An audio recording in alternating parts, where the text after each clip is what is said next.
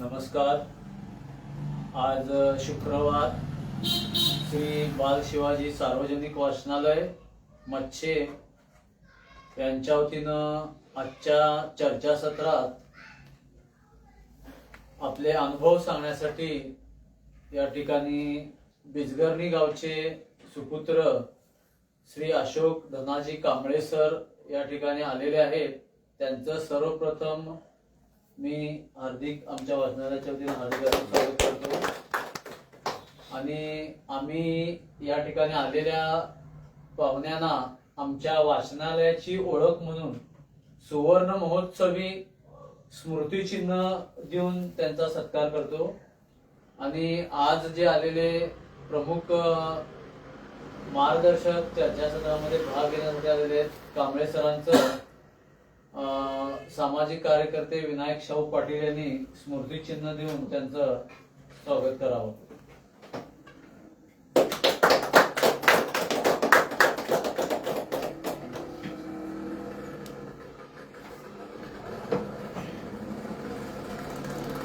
आज अशोक कांबळे सर यांचा थोडक्यात परिचय.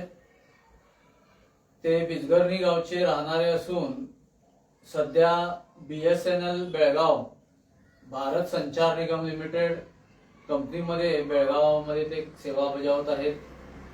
आणि आपलं नोकरी करत करत सामाजिक परिवर्तन म्हणजेच शाहू फुले आंबेडकर विचारांची परंपरा चालवण्यासाठी त्यांनी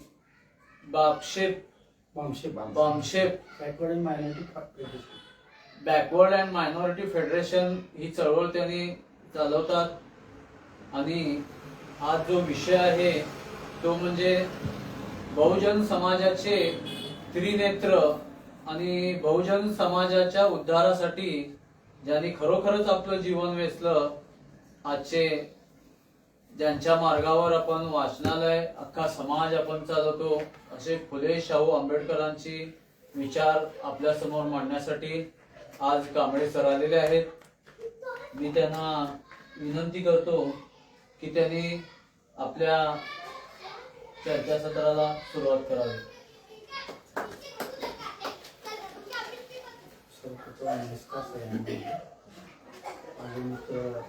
संतोष माहिती विनायक पाटील साहेब,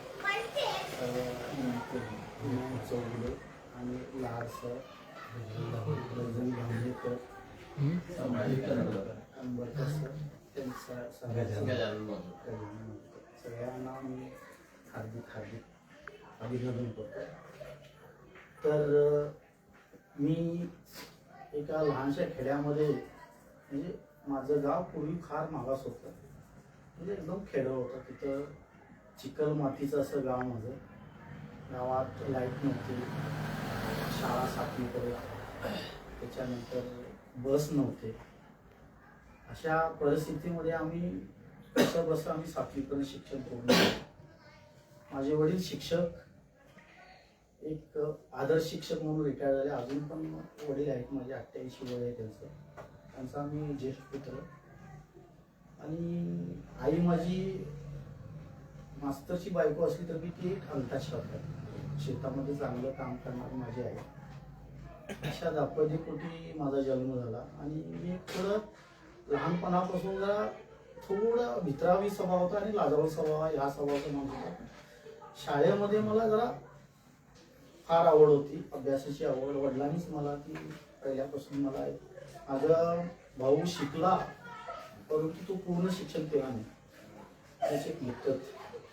अशी माझी बहीण एक इंदावमध्ये असते. असं आमचं छोटंसं कुटुंब.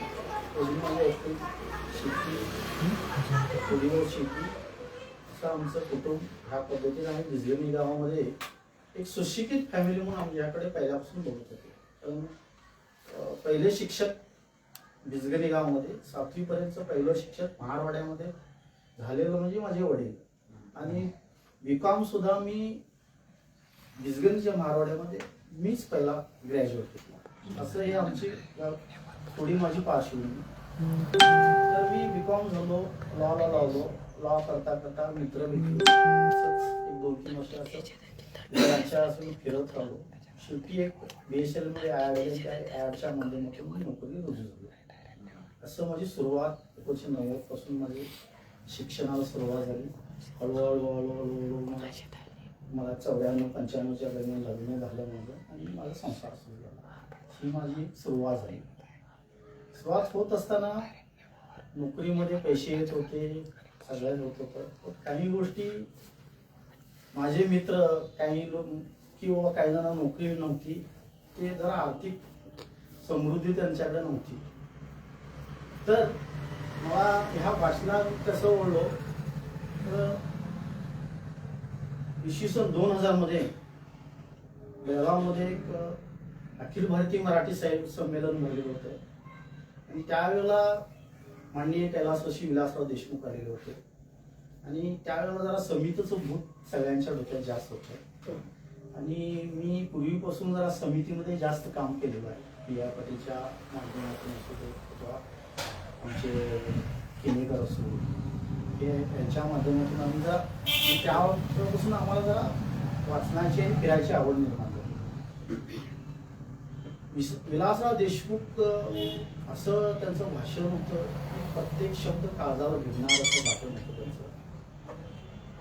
साहित्यामध्ये तर मस्त बोलले त्यांनी आणि बाकीचे खुल्यापासून म्हणजे ह्या देशामध्ये ज्यांनी या देशाला समाजासाठी घडवण्यासाठी जे योगदान त्यांच्या बाबतीत तर फार सुंदर बोलले. मग ते गौतम बुद्ध असू दे, छत्रपती शिवाजी महाराज असू दे किंवा बसवेश्वर असू दे, फुलेश्वर आंबेडकर असू दे, यांच्या बाबतीत ते फार अगदी छान बोलले. एवढं माझं मन भरलं की बाबा आपण सुद्धा काहीतरी त्या भाषणाच्या माध्यमातून काहीतरी घेतलं पाहिजे म्हणून आमचं मन परिवर्तन झालं.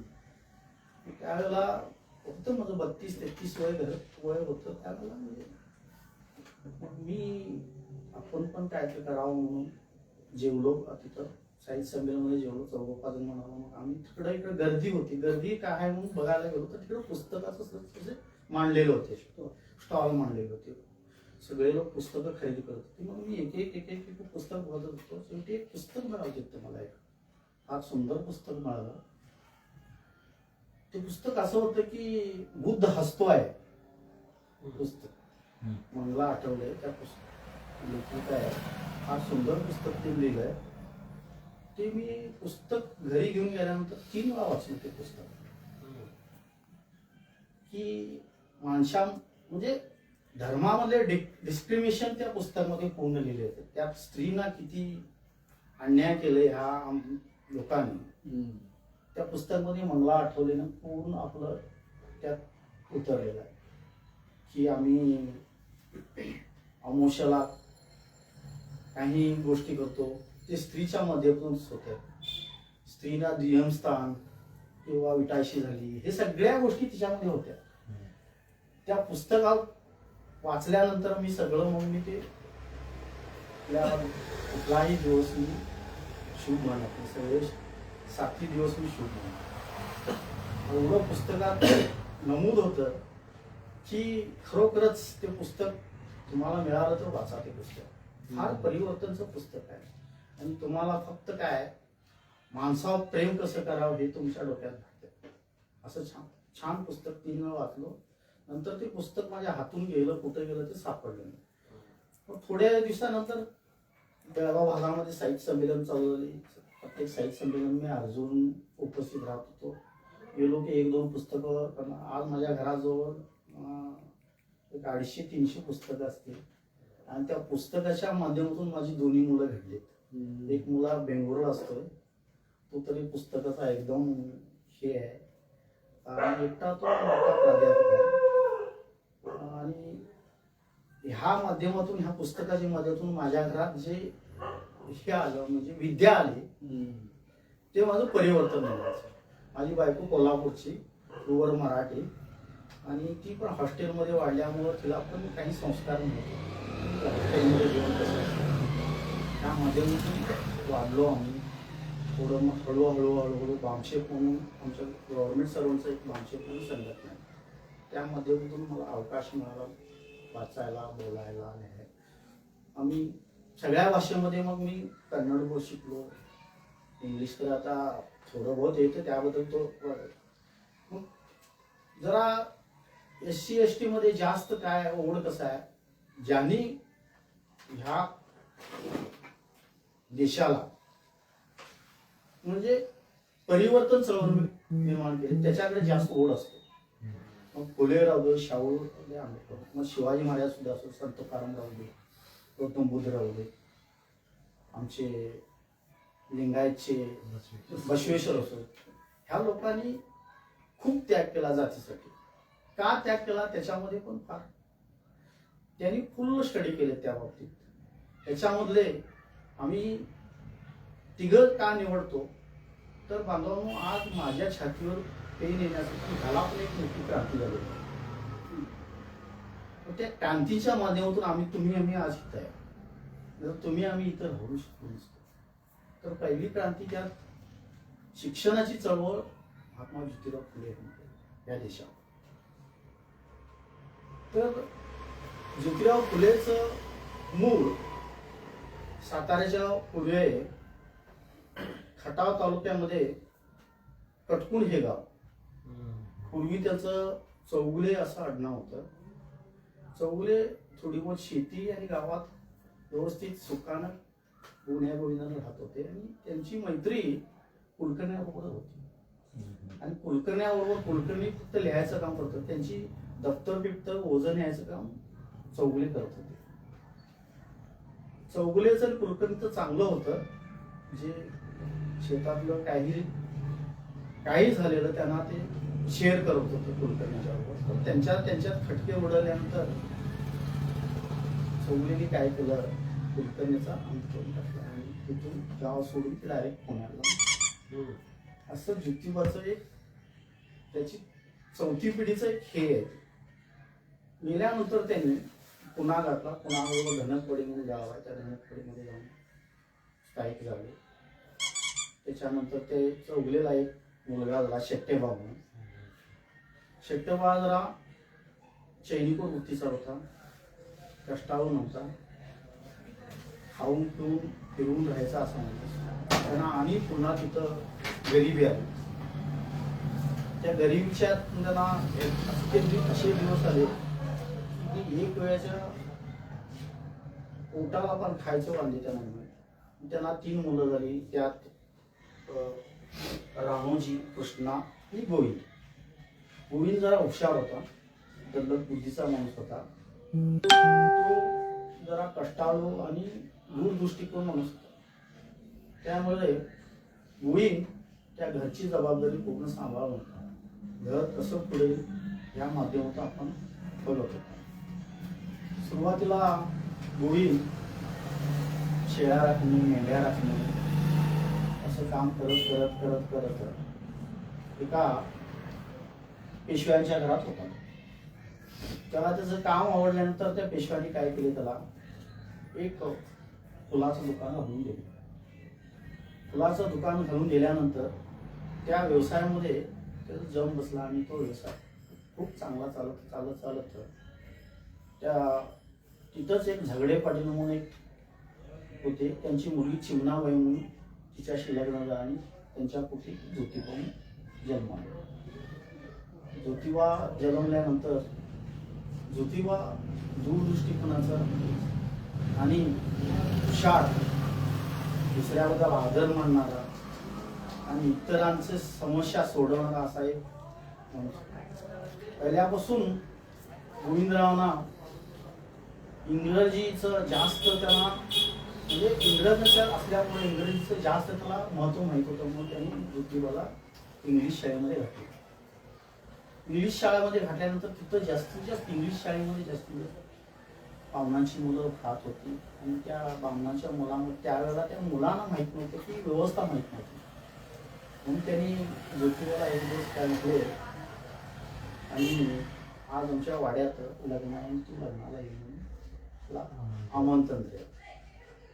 ज्योतिबा काय केले, लग्नाला म्हटल्यावर त्या लग्नाला गेले नाचायला.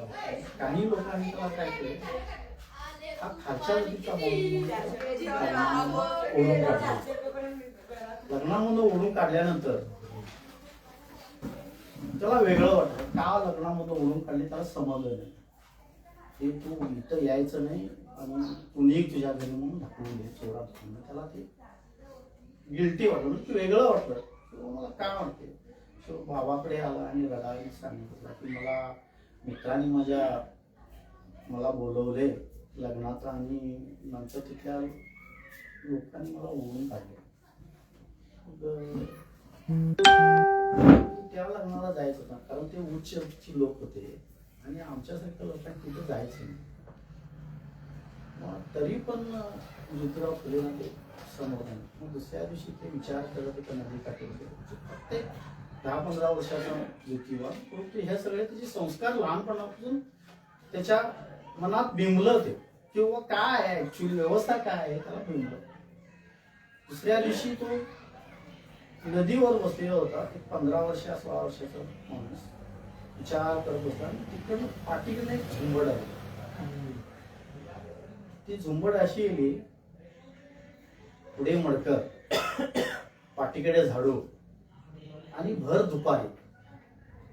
म्हणजे तुम्हाला त्याचा अर्थ समजला असणार की थुकायचं त्या मडकीमध्ये आणि झाडू का बांधायचे ते पायाचे ठसे आणि भर 12 वाजताच का यायचं म्हणजे ती सावली दुसऱ्यावर पडू नये म्हणून. ह्या याच्यामध्ये गावात भीक मागण्यासाठी ते लोक येत होते. ज्योतिबानं त्या लोकांना अडवलं आणि काय म्हणला, तुम्ही कोण म्हणाले? नाही, आम्ही कायम भीक मागून शिकतो आणि आम्ही गावच्या बाहेर. तुम्ही माणसंच आहे का? पण मी माणूसच, आम्ही माणसंच आहे. प्रकाश पडला, तुम्ही गावच्या बाहेर का? आम्हालाच माहित नाही आम्ही गावच्या बाहेर का आहे ते. त्याला ज्योतिबाने त्या बाबतीत स्टडी केला आणि म्हणाला हे लोक कोण आहेत त्याच्याबद्दल अभ्यास केला आणि मग त्या दिवसापासून त्यांनी जाती व्यवस्थेबद्दल अभ्यास चालू केला. मग त्यांना स्वतःच्या घरातला हौद दिलं. स्वतः शिक्षण म्हणजे तसं बघितलं तर 1848 मध्ये शाळा त्यांनी चालू केली. सार्वजनिक शिक्षण पद्धतीने सुरू केली.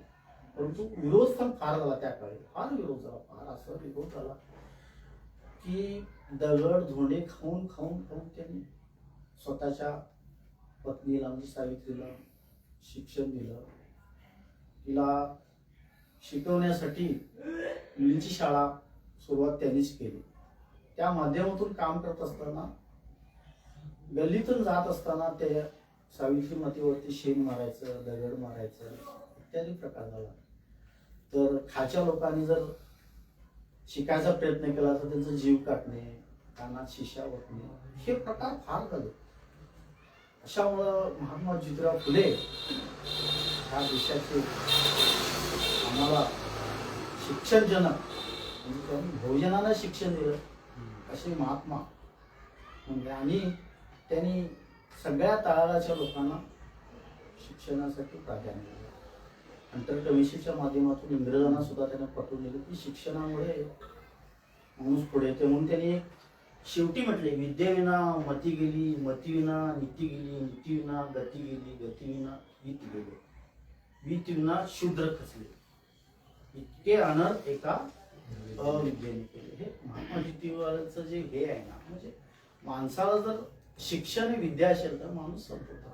आज आम्ही जे चांगले कपडे घालवते महात्मा ज्योतिराव फुले या देशातले बहुजनांचे म्हणजे शिक्षणाच्या बाबतीत सुधारक असलेले मोठा एक आमच्यातनं महात्मा होऊन गेला. त्याप्रमाणेच छत्रपती शाहू महाराज हे सुद्धा एक दूरदृष्टीकोनातलं व्यक्तिमत्व. 1874 साली त्यांचा जन्म गाडगेकरांनी झाला. चौथा शिवाजी 25 डिसेंबर 1983 रोजी अचानक गेल्यामुळं कोल्हापूरच्या गादीवरती बसण्यासाठी कोण नाही जण म्हणून छत्रपती शिवाजी म्हणजे यशवंतरावांना त्यांना दत्तक घेतलं. कुणी आमच्या आनंदीबाईने दत्तक घेतलं 17 मार्च 1984 रोजी. वयाच्या 20व्या वर्षी राजा होणारा हा एकमेव राजा, जगामधला एकमेव राजा छत्रपती शाहू महाराज. छत्रपती शाहू महाराज आल्यानंतर कोल्हापूरचं कायापालट झालं. शेती क्षेत्रामध्ये बदल झालं, शिक्षण क्षेत्रामध्ये बदल झालं, बहुजनांना प्रत्येक ह्याच्यात प्राधान्य देत आले. कुस्ती, दानपट्टा ह्या बाबतीत छत्रपती शाहू महाराज फार पुढे. त्यांनी मराठ्यांना बोर्डिंग काढून दिलं, हरिजनांना बोर्डिंग काढून दिलं, म्हणजे शाळा काढून दिल्या, वेगवेगळे बोर्डिंग तयार केल्या. अशा पद्धतीने काम छत्रपती शाहू महाराजांनी केले. त्यांच्या कारकिर्दीमध्ये त्यांच्या याच्यामध्ये पुष्कळ नोकरी सुद्धा लागली. त्यावेळेला काही लोक नोकरीला सुद्धा विरोध करत होते. म्हणून त्यांनी काय केलं, 26 जुलै 1902 रोजी त्यांच्या संस्थेमध्ये आरक्षण जाहीर केलं. 50% आरक्षण जाहीर केलं. की आरक्षण जाहीर केल्यामुळं सांगलीचे अभ्यंकर वकील त्यांनी विरोध केला की बाबा तुम्ही खालच्या लोकांना आरक्षण का जाहीर करायला. मग त्यांनी थोडं एक उदाहरण दिलं, आरक्षण का पाहिजे की ह्या लोकांना शेती नाही, ह्या लोकांना कुठला धंदा नाही, मग नोकरीच्या माध्यमातून हे पुढे येऊ देत म्हणून त्यांना आरक्षण देण्यात आलं. त्यांनी परंतु विरोध केले. त्यांनी एक घोड्याचं तबेलीचं एक उदाहरण दिलं. शाहू महाराजांच्या दरबारमध्ये घोडे भरपूर होते. त्यांनी काय केले, त्या घोड्याने एकदम सोडले आणि त्या तबेलीमध्ये असं ते आम्ही काय म्हणतो की ते घण्यामधला हे असते की मोठं असं हे असते की काय म्हणतात त्याला, झमेली म्हणतात का, झमेल म्हणतात, काविल काविल. त्या काविलमध्ये सगळं खाद्य सोडले आणि एकदम सगळे घोडे सोडले आणि घोडल्या. मग सशक्त घोडे पहिला जाऊन खायला सुरू आणि अशक्त हे होते की ज्यांना ताकद नव्हते ते घोडे पाठी. मग अभयंकर वकिलांनी असं काय केला, ते बघा ताकदवान घोडे त्याला पुढे जाऊन खायले आणि असे घोडे मिळाले, याच्यासाठी आरक्षण पाहिजे. त्यांना जर आरक्षण असलं असतं ना त्यांना सेपरेट आम्ही खायला दिलो असतो. ह्या पद्धतीत एक उदाहरण देऊन त्यांनी 50% आरक्षण. काही जणांच्या डोक्यात आहे की बाबासाहेबांनी आरक्षण दिलं या देशाला, चुकीचं आहे. अजून पण लोकांना माहित नाही की आरक्षण कुणी दिलं. त्याचप्रमाणे 75% आरक्षण आमचे म्हैसूरचे वडेर घराण्याने दिले. हे सुद्धा तुम्ही त्या बाबतीत अभ्यास करणं गरजेचं आहे की आरक्षण फक्त बाबासाहेबांना मिळालं, बाबासाहेबांनीच मागासवर्गीय दिलं, हे चुकीचं आहे. की ह्या देशामध्ये 1902 साली आरक्षण शाहू महाराज दिले. त्याच्यानंतर आमच्या म्हैसूरच्या वडेर घराण्यामध्ये त्यांनी 75% आरक्षण दिलं. म्हणून त्या भागाला तिथं पण समृद्धी आली सगळ्या बाबतीत, शेतीच्या बाबतीत, नोकरीच्या बाबतीत, शिक्षणाच्या बाबतीत. अशा पद्धतीने शाहू महाराजांचं कार्य फार मोठं होतं. तर अशीच एक दुपारची वेळ होती. शाहू महाराजांचा एक जवळच एकदम लाडका एक त्यांच्या दरबारी काम करणारा गंगाराम कांबळे. गंगाराम कांबळे हा शाहू महाराजांचं कुठलंही काम ऐकणारा असा एक माणूस होता, परंतु मागासवर्गीय होता. एक दिवस दुपारची वेळ होती, त्याने नळाचं पाणी घेतलं म्हणून त्याला मार मारली की बाबा तू एक खाच्या जातीचा असून तू नळाला हात का लावलास. मार मारले की दुसऱ्या दिवशी शाहू महाराजांना संबंध की बाबा गंगाराम कांबळेला मारण्यात आलं. मग गंगाराम कांबळेला का मारण्यात आलं म्हणून चौकशी केली. त्यानंतर त्यांना समजलं की बाबा त्याने पाण्याच्या नळाला हात लावलं म्हणून. मग गंगाराम कांबळेंनी त्यांना काय केले, नोकरीतनं त्यांना मुक्त केले. शाहू महाराजांनी नोकरीतनं मुक्त करून त्यांना एक आपल्या दरबारमध्येच एक हॉटेल काढलं. ज्या हॉटेलमध्ये कोण चहा पितंय तिथूनच दरबारमध्ये काम होईल असं त्याने सक्त वागणी केली की कोण चहा गंगाराम कांबळेच्या दरबार हॉटेलमध्ये कोण पेल ना त्याचं काम दरबारमध्ये होणार नाही. शेवटी त्यांनी दरबारमध्ये आत एक मोठा आरसा लावला होता. असा आरसा लावलेला होता की बाबा गंगाराम कांबळेच्या हॉटेलमध्ये चहा पिल्यामुळे तुझं तोंड वाकडं झालं काय बरं, नाक वाकडं झालं काय बरं. म्हणजे एक शाहू महाराज हे पक्क उदाहरण देत होते की बाबा कसं आहे ज्ञान ही जे कसं आहे माणूस आहे ना सोशल रिफॉर्मर आहे. ते प्राण्यामध्ये नाही आहे, ते माणसामध्ये आहे की आम्ही माणसाला सुधारायचं काम आमचं. म्हणून शाहू महाराजांना फार दूरदृष्टी होती. त्यांनी त्यांच्या दरबारमध्ये भविष्यकाला पण येत होते. ते त्यांना विचारणार, पहिला तुझं भविष्य पहिला सांग मला, मग नंतर माझं भविष्य सांग, असं प्रत्युत्तर त्यांनी देत होते त्या काळी. आणि विरोध करणारे एक मोठा राजा होता तो. आणि राजा म्हटल्यावर ते तिथं काही त्यांचं चालत नाही. ह्या पद्धतीने शाहू महाराजांचं कार्य कोल्हापूर संस्थानमध्ये झालं. म्हणून कोल्हापूर जिल्हा आज सगळ्या दृष्टिकोनातून पुढे आहे. त्याचं कारण शाहू महाराज. आता काही गोष्टी मागे असतील तो भाग वेगळा, पण शाहू महाराजच्या वेळेला पुण्यापेक्षा पुढे होतं म्हणजे कोल्हापूर. दुर्दैव म्हणायचं कोल्हापूरचं. त्यानंतरचे जे राजकर्ते आले त्यांनी व्यवस्थित ते सांभाळले नाही, तर आज कोल्हापूर पुण्यापेक्षा पुढे गेलं असतं. इतकं साम्राज्य मोठं होतं शाहू महाराजांचं. त्या पद्धतीने त्यांनी काम केलं. खरोखरच एक लोकनायक मोठा. आणि बाबासाहेबाला 1920 साली त्यांनी माणगाव परिषदेला बोलवून दलितांचे पुढारी, बहुजनांचे पुढारी म्हणून त्यांना त्यांचं नाव गौरव पुऱ्या महाराष्ट्रभर त्यांचं नाव प्रसार केला. आणि त्यावेळेला एक मागासवर्गीय मधला 10वी पास होणारा विद्यार्थी म्हणून त्याचा सत्कार केला. असं बोलून 1916 मध्ये बाबासाहेब 10वी झाले. त्याच्यानंतर त्यांनी अमेरिकेला गेले. तिथून त्यांनी बॅरिस्टर पदवी म्हणजे तिथे एक प्रबंध लिहिला, कास्टबद्दल प्रबंध लिहिला आणि आले. त्याच्यानंतर त्यांचा सत्कार झाला. त्यावेळेला शाहू महाराजांनी त्यांचा सत्कार करून त्यांना मान सन्मान दिला. आणि त्यावेळेला बाबासाहेब म्हणा घरून आलं की बाबा एक राजा माझा सत्कार करायचा.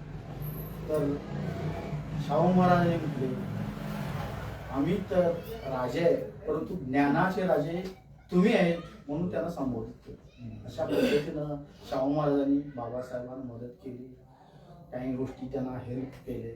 मागासवर्गीयांना पुष्कळ त्यांनी हेल्प केली. या माध्यमातून शाहू महाराज आम्हाला मागासवर्गीयांना आणि बहुजनांना आम्हाला मदत केली. आणि त्याच्या दरबारी पुष्कळसे असे मोठमोठे शिकले, चांगले सवरले. आणि आज त्या माध्यमातून आज शाहू महाराजांचं नाव आज सुद्धा पुऱ्या जगामध्ये आहे.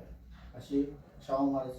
त्यांना जास्त वय लागलं नाही. वयाच्या 48 वर्षी ते निघून गेल्या. अचानक ते पण निघून गेले. त्याचा शाहू महाराज त्यांनी कुस्ती, दानपट्टा, शिकारीचा फार नाव होता. पहिल्यापासून सगळीकडे त्यांनी फिरवलं. जास्त शेतकऱ्यांच्या बांधावरती बसून कांदा भाकरी खाणारा असा लोकराजा असं शाहू महाराज. तर बांधावनो असे हे आमचे 2 महापुरुष. एक फुले, शाहू. तसं बघितलं तर छत्रपती शिवाजी महाराजांचा पण इतिहास फार मोठा आहे, परंतु तो माझा विषय आज नाही आहे. त्या विषयात सुद्धा आम्ही बोलू शकतो.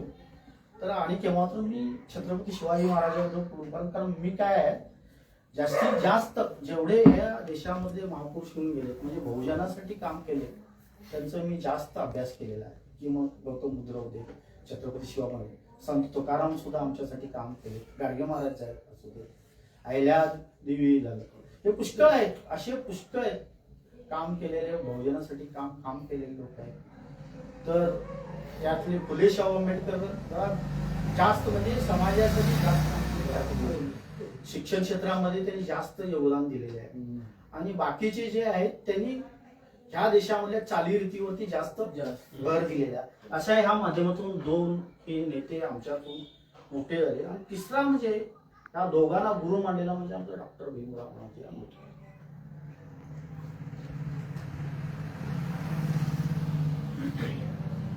बाबासाहेबांचं कार्य तुम्हाला जर सांगायचं असेल, एवढा महान नेता होता तो. 14 एप्रिल 1891 साली त्याचा जन्म महू मध्ये, मध्य प्रदेशमध्ये. तर सुरुवातीपासून बाबासाहेबांचे वडील हे नाईक सुभेदार आर्मी मधले एक स्ट्रिक्ट माणूस. ब्रिटिश काळामध्ये त्यांनी असं काम केलं की ब्रिटिश सुद्धा त्यांना कित्येक अशा हे दिलेले प्रोसेस दिले आहे. अशा तऱ्हेनं रामजी सतपाल हे काम केलं. त्यामुळे त्यांच्या घरामध्ये हे रत्न जन्मले डॉक्टर बाबासाहेब आंबेडकर. तर सुरुवातीला बाबासाहेब पण काय जरा खोडकर होते. पहाटे त्यांची लहानपणी अधरून कळ काढायचं, दगड मारायचं, लहानपणापासून गुण पण होता आणि त्यांना आईचा लाभ जास्त झाला नाही. वयाच्या 5व्या वर्षी त्यांची आई गेली. त्याच्यामुळं वडिलांना मोठं टेन्शन आलं आणि त्यांनी काय केलं की बाबासाहेबांना की काय शाळा शिकवावं. एका शाळेमध्ये 7 नोव्हेंबर 1900 मध्ये त्यांना साताऱ्यामध्ये शाळेमध्ये नाव दाखल केलं. तिथं पण शाळेमध्ये त्यांना प्रवेश नव्हता की बाहेर बसवायचं, मडक्याला हात लावायचं नाही. हे म्हणजे सुरुवातीपासून त्यांना पण हे शिक्षणामध्ये त्यांना लहानपणापासून ते ठसके आले. त्यांच्या मनावरती पण परिणाम झाला की मी आल्यानंतर असं करतात की जे शिकवणारे जे शिक्षक होते ना ते ब्राह्मणिक कल्चरचेच होते. त्याच्यामुळं हा पूर्वी कसं होतं, शिक्षक हा ब्राह्मणिक कल्चरच होता. त्यामुळं हा त्रास त्यांना सोसावं लागलं. एक दिवस असा एक शिक्षक एक धडा शिकवत होता आणि मुलांना सगळ्या उभं शकता किंवा मी प्रत्येक देशाचा नकाशा तुम्हाला सांगतो आणि तुम्ही बरोबर सांगा म्हणून प्रत्येक देशाचा असं नकाशा सांगता सांगता शेवटी भारताचा नकाशा आला आणि हा कुठला तर भारत देशाचा नकाशा शेवटी त्या शिक्षकानं फाडला आणि टाकलं. मग मुलांना म्हटलं की नकाशा जुळवणार, फाडलेला नकाशा चुकाचूक झालेला नकाशा कुणाला जुळवता आलं नाही. शेवटी एक मुलगा म्हणजे बाबासाहेब खिडकीतनं बघत होतो की शिक्षक काय शिकवायला. मग त्या बाबासाहेबांनी काय म्हटलं, सर मी नकाशाचं जुळवून देतो तुम्हाला. मग सगळे आश्चर्य झाले की हा नकाशे सगळं फाडून नकाशे कसं जुळवणार. मग तो भारताचा नकाशा बरोबर जुळवला आणि शिक्षकांना विचारलं तू कसं नकाशा जुळवलास. तर सर मी खिडकीतनं बघतो त्यावेळेला त्या नकाशाच्या पाठीमागे एक माणूस होता, त्या माणसाच्या आधारे मी नकाशा होता. म्हणजे बाबासाहेबांचे विचार हे होते ना फार दूरदृष्टिकोन होते. म्हणजे तल्लख बुद्धी होती. अशी साधी सुधी बुद्धी नव्हती ती. एवढ्या लहानपणी त्यांची एवढी तल्लख दूरदृष्टिकोन होतं की बाबा त्या वयामध्ये त्यांनी म्हणजे कसं डोकं लढवले बघा. ह्या पद्धतीनं बाबासाहेबांचे विचार बाबासाहेब शिकले. शिक्षणाच्या ह्यात त्यांना फार फार म्हणजे फार त्रास झाला. बाहेर बसून शिक्षण केले. मुंबईमध्ये गेले. मुंबईमध्ये कसं पण त्यांनी 10वी पास झाले. त्याच्यानंतर बाहेर अमेरिकेमध्ये शिकले.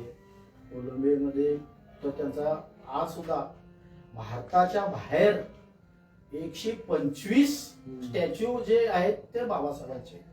जगामध्ये 125 देशामध्ये जे स्टॅच्यू आहेत ते डॉक्टर बाबा भीमराव रामजी आंबेडकरचे. तुम्ही लंडनमध्ये जावा, कोलंबियामध्ये जावा, कंबोडियामध्ये जावा, दक्षिण आफ्रिकेमध्ये जा. दक्षिण आफ्रिकेमध्ये तर फार आहे. कारण नेल्सन मंडेला पूर्ण बाबासाहेबांचं चरित्र वाचूनच तयार झालेला. कारण कित्येक वर्षे त्यानं बाबासाहेबांचं चरित्र वाचूनच त्यानं ब्लॅक अँड व्हाईटचं म्हणजे काळे आणि गोरे भेदभाव त्याच्यावरती अभ्यास करून बाबासाहेबांचं पूर्ण आयडियालॉजी घेतलेलं. भारतामध्ये ते नाही आहे. म्हणजे काळे आणि गोरे भेदभाव नाही आहे. बाहेरच्या देशामध्ये काय आहे, काळे आणि गोरे हा भेदभाव आहे. म्हणजे इथं वर्णभेद आहे, तिकडं काय आहे रंगभेद आहे. हाच फरक आहे. जगामधला फरक हाच आहे. बाहेर वर्णभेद नाही आहे, आमच्या देशात वर्णभेद आहे. या वर्णभेदामुळे तुम्ही तुमची आणि आमची प्रगती खुंटत जाते. आज सरांनी सांगितले की मी कित्येक वर्षे त्यांनी नोकरी करत आहे. याचा अर्थ काय माहित आहे, या देशामध्ये ज्या गोष्टी आहेत त्याच्याकडे आम्ही लक्ष नाही. आणि ह्या देशामधले तसं बघितलं ना डिस्क्रिमिनेशन फार आहे. का डिस्क्रिमिनेशन काय माहित आहे, देश चांगला आहे, अनेक जाती आहेत, अनेक भाषा आहेत, फक्त अखंडता टिकवण्यासाठी आम्ही फक्त धडपडत चाललोय. परंतु आमच्यामध्ये जे एकामेकामधले भेदभाव आहे ते मिटायला तयार नाही.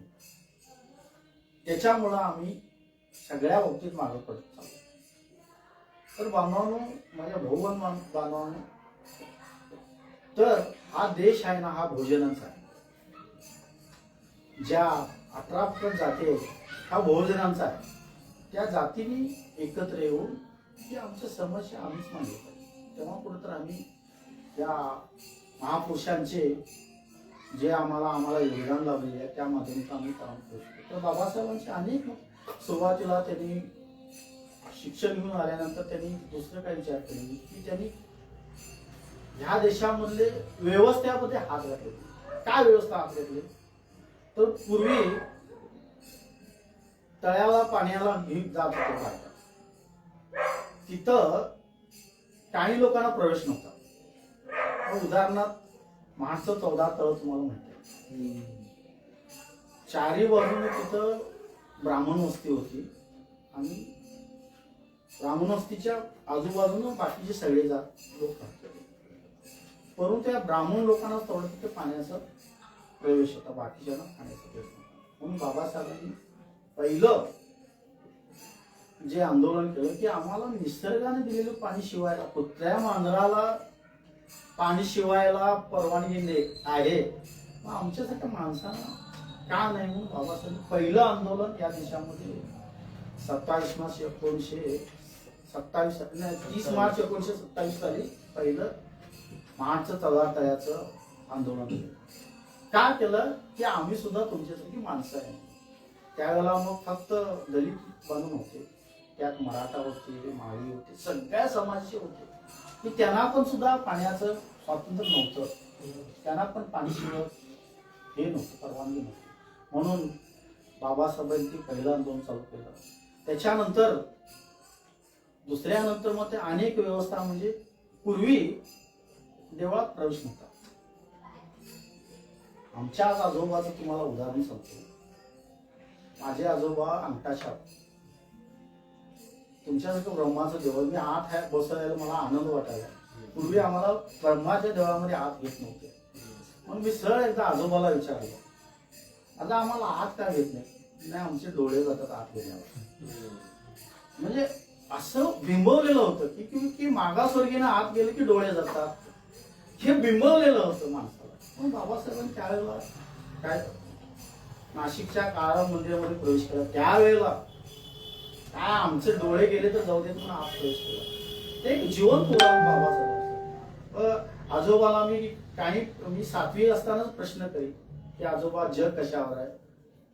तर आजोबा म्हणणार 5 फड्याच्या नागावर आहे. मग 5 फड्याचं नाग तुम्हाला दिसत का? नाही, दिसत नाही कोणाला. ते हल्ला की भूकंप होतोय, पाऊस होतोय, हे होतंय, असं आजोबा आम्हाला उदाहरण सांगणार. म्हणजे त्याने अज्ञान होते म्हणजे सांगणार. तेच माझ्या मुलाला, आता तो बेंगळूरच्या मुलाला मी विचारलो, मला जग कशावर आहे? तो सरळ म्हटला, पप्पा कॉम्प्युटरच्या स्क्रीनवरती आहे जग. म्हणजे ह्याचा अर्थ तुम्ही बघा, शिक्षणामुळे किती बदल होतोय बघा.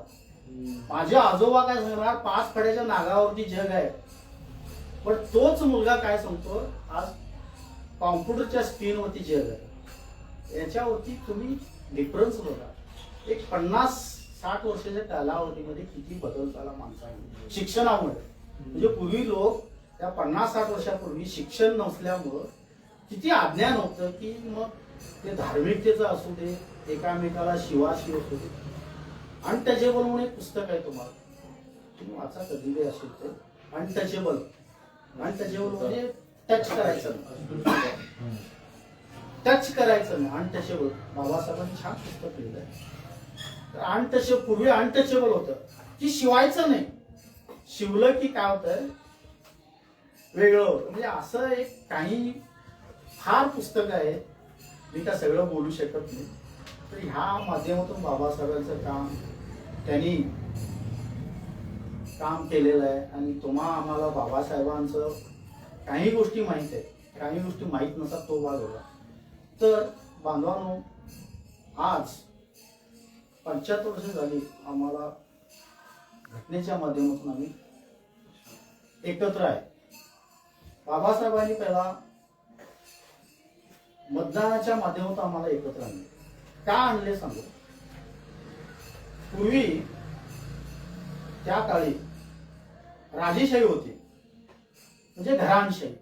राजाच्या पोटान राजा जन्मणार, म्हणजे राणीच्या पोटात जन्मलेला माणूस तो राजाच होणार, अशी एक पद्धत होती. मग बाबासाहेब म्हणाले तिथं जो जाणारा माणूस आहे ना, तो काळातला कधी जाऊ शकतो नाही. राजाच्या घरातला माणूस राजा होणार. म्हणून त्यांनी काय केले, तिथं लोकप्रतिनिधी म्हणून प्रत्येक गावातला प्रत्येक जातीचा म्हणून जाणं गरजेचं आहे. म्हणून त्यांनी पहिला प्रत्येकाला वोटिंग पॉवर दिलं. One man one vote. म्हणजे ह्या देशातला भिकारी पण तो वोट देऊ शकतो आणि ह्या देशातला राष्ट्रपती सुद्धा वोट देऊ शकतो. म्हणजे त्याची पण किंमत वोटची तीच आणि त्याची पण किंमत तीच. म्हणून बाबासाहेबांनी पहिला त्याला हात घातले. One man one vote. त्या माध्यमातून आज काही असू दे, थोडे बहुत असेंब्लीमध्ये पार्लमेंटमध्ये बाबासाहेबांच्या माध्यमातून जात आहे, त्यांनी काम करायचं तो गाव वेगळा. तरी पण आता अलीकडच्या एक मला वाटतं एक इंदिरा गांधी गेल्यानंतर, इंदिरा गांधीच्या अगोदर थोडं होतं, इंदिरा गांधी गेल्यानंतर मक्तदारी पद्धत म्हणजे कसं आहे, घराणशाहीचा प्रमाण जास्त वाढत चाललेलं आहे. आणि तुम्हा आम्हाला त्याचा फटका बसत की बाबा आज मी नावं काय घेऊ शकत नाही, तुम्हाला माहितच आहे. महाराष्ट्रामध्ये तेच चालू आहे, कर्नाटकामध्ये तेच चालू आहे, सगळ्या देशामध्ये चालू आहे. ही घराणशाही नष्ट करायची असेल तर तुम्ही आम्ही त्यात जाऊ शकतो. का की घराणशाही शेवट आम्हाला भागात पडणार. आज सगळ्या भारतभर जर तुम्ही राजकीय क्षेत्र जर अभ्यास केला तर तुम्हाला माहितच आहे, आम्ही दारू मटनसाठी आणि पैशासाठी वोट टाकत आहे. ऍक्च्युली वोट कशासाठी आलेला आहे की ह्या देशामध्ये समृद्धी येऊ देत म्हणून आम्ही वोटचं किंमत ओळखून आम्ही त्या माध्यमातून काम करायला पाहिजे. तर बाबासाहेबांनी वोट कशासाठी आणले की प्रत्येकाला मतदानाचा हक्क का घेऊन आले की त्या माध्यमातून सुधारणा होऊ दे, शिक्षणामध्ये, आरोग्यामध्ये, सगळ्याच बाबतीत घेऊन आले. पण त्याचा दुरुपयोग वेगळ्या पद्धतीने चालू आहे. तर तुम्ही त्या माध्यमातून काम करा. आताची मुलं कराले आणि ही जनजागृती पूर्ण देशमध्ये व्हायला गरजेचे आहे. त्या माध्यमातून काम करा. बाबासाहेबांचे अनेक विचार आहेत. बाबासाहेबांनी फार पुस्तकं लिहिली, ती पुस्तकं सुद्धा वाचा. माझ्याकडे पण पुस्तक आहे, तुमच्यात वाचण्याला मी थोडे देईन, त्याच्याबद्दल काय नाही. तर ह्या माध्यमातून तुम्ही काम करत असताना बाबासाहेब किती महान होते आणि ह्या जगामध्ये त्यांना त्यांचे विचार आचार सगळ्यांनी काम आणलं तर तुम्हाला आम्हाला माहिती आहे.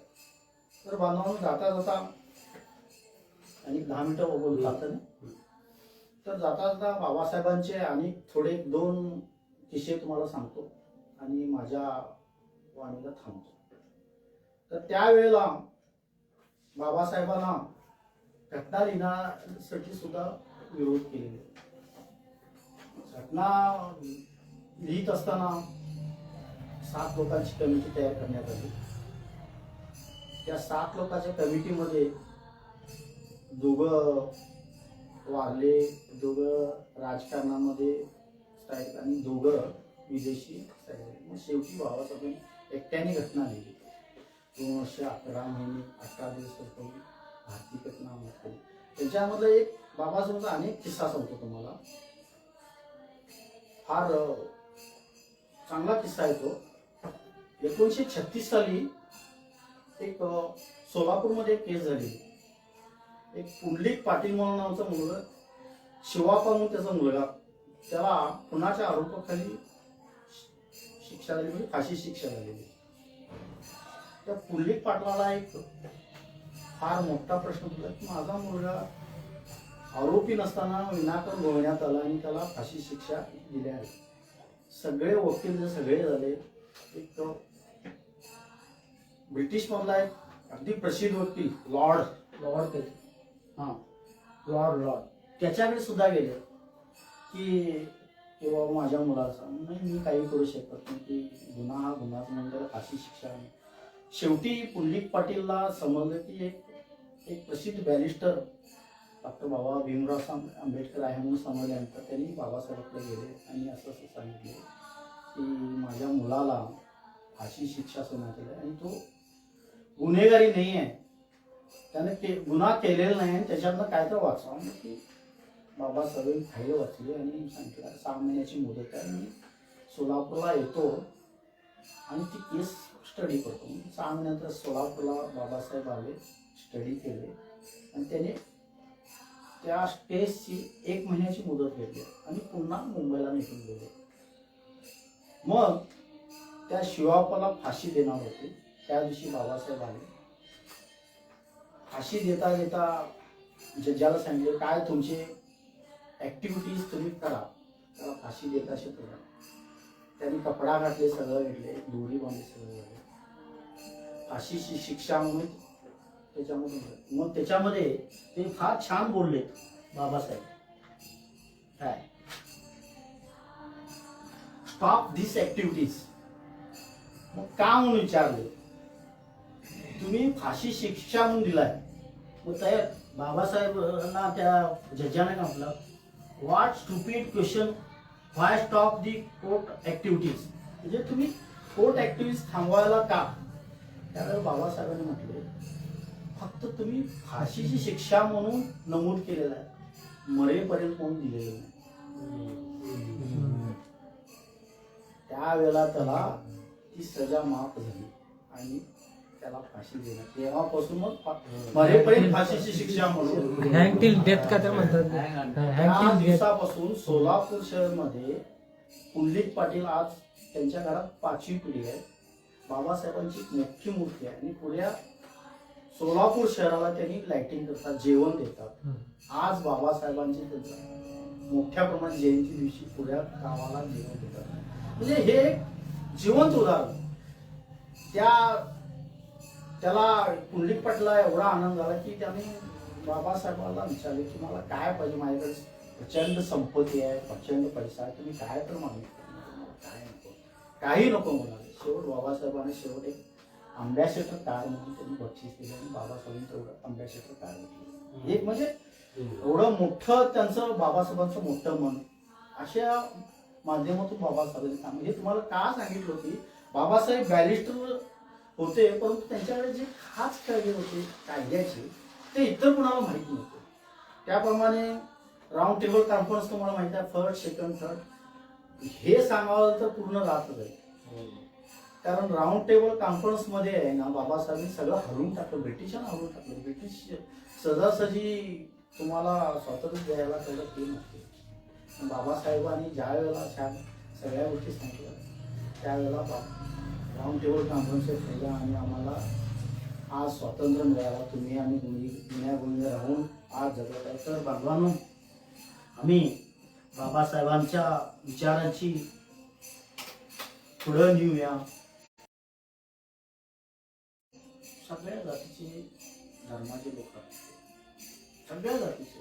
त्याच्यामध्ये अनेक त्यांनी एक उदाहरण दिलं त्या गावचं की पूर्वीच्या काळी माणूस एकेकडेच प्राप्तिगिरीसाठी जात होता, एकेकडे जात होता. त्यांनी ते पण प्रूव्ह करून दाखवा म्हणून सांगितले की तुम्ही ती विष्ठा पर्टिक्युलर त्याच माणसाची म्हणून ओळखून दाखवा म्हणून. ते पण त्यांनी म्हणजे जनावरांमध्ये जाती आहेत, जनावरची विष्ठा आम्ही फाइंड आउट करतो, म्हणजे ओळखू शकतो. गायीची ओळखू शकतो, शिळीची ओळखू शकतो, कुत्र्याची विष्ठा ओळखू शकतो, पण माणसाची विष्ठा कोणी ओळखू नाही अजून. ते बाबासाहेबांनी एक जिवंत उदाहरण दिलेलं आहे. तर जाता जाता तेच एक उदाहरण देतो आणि माझ्या वाणीला सांगतो. एक रेड रोज म्हणून एक कथा आहे, फार सुंदर कथा आहे. बाबासाहेबांची एक एक कथा आहेत का ॲनिमेशन ऑफ कास्ट मध्ये तर त्यांनी एवढं सुंदर लिहिलंय, म्हणजे जातीचा विनाश कसा करावा त्यांनी त्या पुस्तकामध्ये फार छान सुंदर लिहिले. तर रेड रोज ही अशी कथा आहे. एक छोटस गाव होतं, सगळे गोवण्या गोविंद राहत होते, सगळ्या धर्माचे जातीचे. त्यापूर्वी काही शेतीधंदा हा एकच होता, माणसाला एक सोर्स म्हणजे शेतीधंदा, उदरनिर्वाह चालायचा म्हणजे शेतीधंदे होते. मग अचानक त्या गावावर दुष्काळ पडला दुष्काळ पडल्यानंतर सगळ्या लोकांना चिंता वाटली की सगळ्या लोकांना सुद्धा की आम्ही जगणार कसं जर पाऊस जर आला नाही तर आम्ही जगणार कसं. सगळे चिंतेत बसले आणि एक दिवस तो मेघराजा एकट्या गावच्या एका माणसा म्हणजे एक सुशिक्षित म्हणजे समजणाऱ्या व्यक्तीच्या स्वप्नात आले आणि तुम्ही एक काम करायला पाहिजे. पाऊस तुमच्या गावात पडतो परंतु तुम्ही मोठा त्याग करायला पाहिजे. मग ते मेघराजा म्हणते काय, तो माणूस म्हणतो काय त्याग करायचं सांगा मी करतो. तुमच्या गावच्या बाहेर एक बाग आहे, पांढऱ्या फुलाची बाग आहे.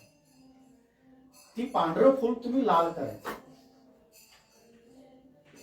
ते पांढरं फुल लाल करायचं. मग त्याला चिंता पडली की पांढरं फुल कसं लाल करायचं. ही प्रश्न पडला. मग त्यांनी काय केला, स्वतःला बोचून घेऊन ते रक्त त्या फुलावर टाकला आणि पाऊस पडायचा. असं त्या काळी काही लोकांनी स्वतःला बोचून घेऊन त्यात बाबासाहेब असू दे, फुले असू दे, शाहू असू दे, शिवाजी महाराज असू दे, गौतम बुद्ध असू दे, संत तुकाराम महाराज, ही समाजासाठी त्यांनी स्वतःला बोचून घेतली. ही माणसं त्यांचे उदात्त गुण आम्ही घेऊन समाजापुढे घेऊन जाऊया आणि समाजाला जागृत करूया. माझं जास्त मी लांबवत नाही, मी इथंच थांबतो. धन्यवाद सगळ्यांना.